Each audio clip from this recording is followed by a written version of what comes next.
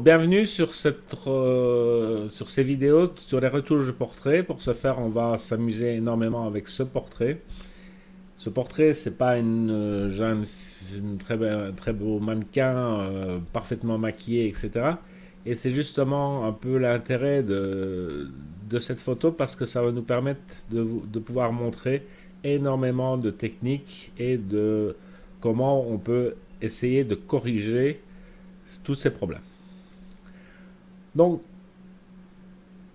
si on reste dans Lightroom et qu'on n'utilise que Lightroom, on est, je vais dire, un petit peu limité. Mais la première chose, bien pour moi à faire, c'est passer en Adobe Portrait. Alors, ça change pas énormément, mais malgré tout, les roses de la peau, etc., pour moi, sont meilleurs. Deuxième chose qu'il faut absolument bien penser dans un portrait, c'est qu'il faut absolument, mais je veux dire absolument, la première opération, c'est d'être sûr de la balance des couleurs, de ce que vous avez envie comme balance. Soit on la prend telle quelle de l'appareil, soit comme moi ici, je vais un peu la jaunir et peut-être ajouter légèrement du magenta dans l'image. Donc ça c'est quelque chose qui, aussi bien quand on sera dans Lightroom que dans Photoshop, cette balance de couleurs doit être absolument, je veux dire, certaine, sûre. C'est ça que vous voulez. Ok, on est parti pour les retouches. Imaginons qu'on commence, je veux dire, à peu près dans la moitié du processus à se dire, zut, ma balance de couleurs, je suis pas content. Mais toutes les retouches qu'on a mis, qu'on a mis des retouches, enfin, qu'on a ajouté certaines couleurs, etc., toutes ces retouches sont foutues. On recommence pratiquement tout à zéro. Donc, première opération, bien être certain de sa balance des couleurs et que c'est ça qu'on veut. Deuxième chose qu'on peut faire dans Lightroom, c'est tout simplement prendre l'outil Passo. Avec l'outil Passo, je vais ici, je vais la remettre à zéro. Donc avec l'outil Passo, ça nous permet maintenant, si vous avez coché l'incrustation, de voir ce que vous prenez dans l'image ou pas.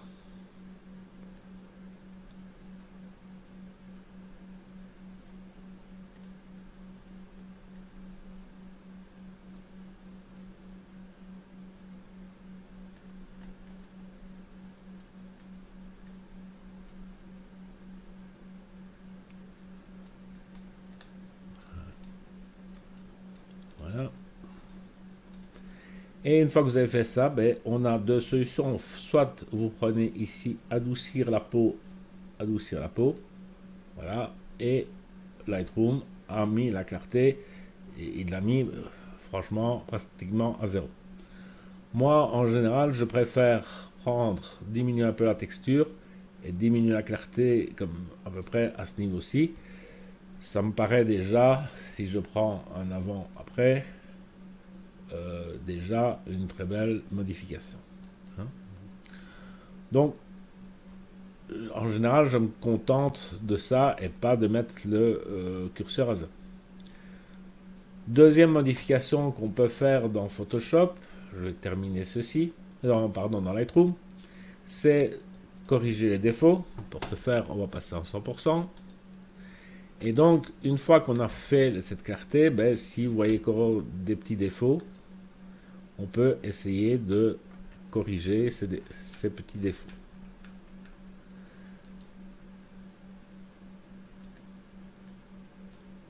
Voilà. Donc, pas avoir peur de rééchantillonner où vous voyez que ces défauts, si vous n'êtes pas content, vous voyez, s'il prend quelque chose de trop clair pour moi, donc je vais prendre quelque chose qui est là.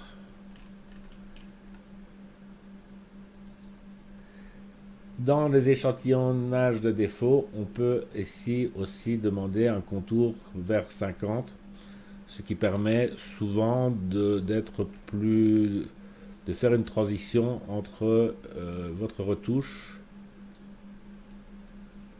et la peau, enfin, l'environnement de la peau. Malgré tout, ben, cet outil, il a le mérite d'exister. Donc, si on a deux, trois de plus gros défauts, ben, on va aller les chercher et on va corriger ça. Mais on est quand même assez vite limité dans Lightroom à corriger ces défauts. Vous voyez que pas avoir peur d'aller chercher des zones qui sont peut-être meilleures. Donc ça, ce sont, je vais dire, les corrections de Lightroom et ça va vous permettre de faire déjà quelques retouches. Qu'est-ce qu'on peut faire également? On peut créer un nouveau masque. Pour ce faire, on va prendre un pinceau. Je vais me repasser à 100%. Et je vais aller peindre ici l'iris de l'œil.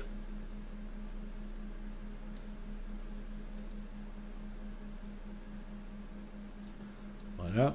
Et dans les effets, on a ici renforcement de l'iris.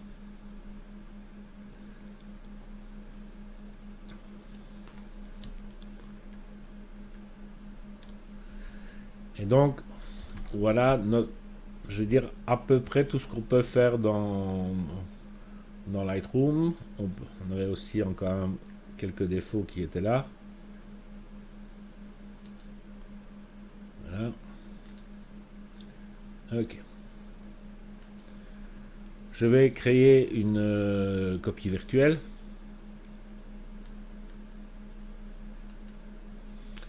Créer une copie virtuelle. Voilà. Et sur une des images, je vais la réinitialiser. Je vais me retrouver en bibliothèque. Je vais afficher deux images et je vais faire un N et un Shift Tab pour effacer toute les tabulations.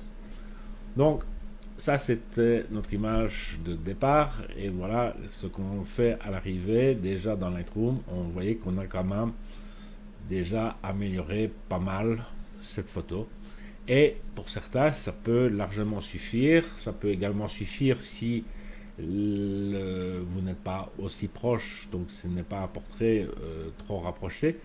Bah, étant donné qu'on a moins, on voit moins les détails de la peau, etc., ben, on peut se permettre de rester dans Lightroom et ne faire que ces corrections dans Lightroom.